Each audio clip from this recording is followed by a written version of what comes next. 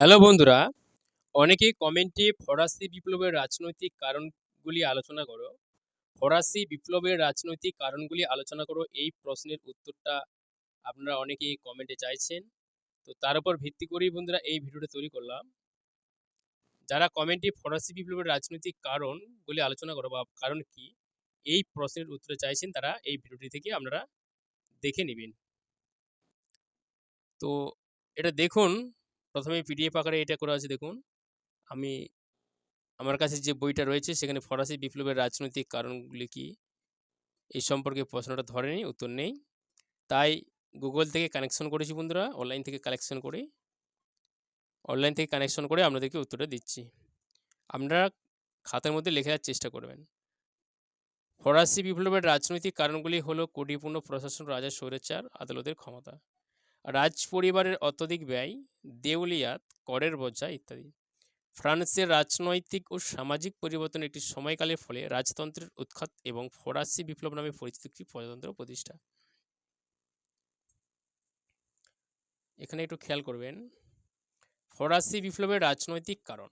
ফরাসি বিপ্লবের রাজনৈতিক কারণ। তো অনেকে হয়তো বন্ধুরা 2024 সালের এক্সটার্নাল এক্সামিনেশনের জন্য অর্থাৎ ফাইনাল পরীক্ষার জন্য 6 সেমিস্টার হিস্টোরি জেনারেল আপনাদের 2024 সালের এক্সটার্নাল এক্সামিনেশনের জন্য অনেকে এই প্রশ্নের উত্তরটা আমরা বারবার কমেন্টে চাইছেন। তো এই প্রশ্নের উত্তরটাই ভালো করে পড়ুন, তাহলেই হবে। ফরাসি বিপ্লবের রাজনৈতিক কারণ। ফ্রান্স অষ্টাদশ শতাব্দীতে স্বৈরাচারী রাজতন্ত্রের কেন্দ্রে পরিণত হয়। ফরাসি রাজারা নিজেদেরকে ঈশ্বরের প্রতিনিধি বলে ঘোষণা করেছিল, কারণ তাদের সীমাহীন ক্ষমতা ছিল। এই পদ্ধতিটি লুই চতুর্দশের সূচক ছিল। ভার্সায় রাজকীয় দরবার ব্যয়বহুলতা, বিলাসিতা এবং সুযোগ সুবিধা ফরাসি রাজাদের জড়িত করেছিল। তাদের ছিল সীমাহীন ক্ষমতা। লেটার দি ক্যাচের দ্বারা তারা যে কোনো সময় যে কোনো ব্যক্তিকে গ্রেপ্তার এবং বন্দি করে তারা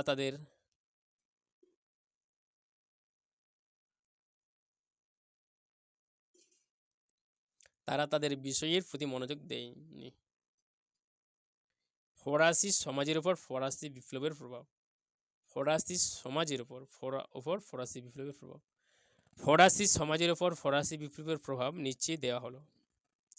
রাষ্ট্র ও ব্যক্তি পর্যায়ে রাজনৈতিক সার্বভৌমত্বের প্রবর্তন, রাজতন্ত্র বিলুপ্ত হয় এবং প্রজাতন্ত্র প্রতিষ্ঠা করা হয়। ব্যক্তিগত জীবনে চার্চের প্রভাব কমে যায়। ফরাসি সমাজের উপর ফরাসি বিপ্লবের প্রভাব নিচে দেওয়া হলো। রাষ্ট্র ও ব্যক্তি পর্যায়ে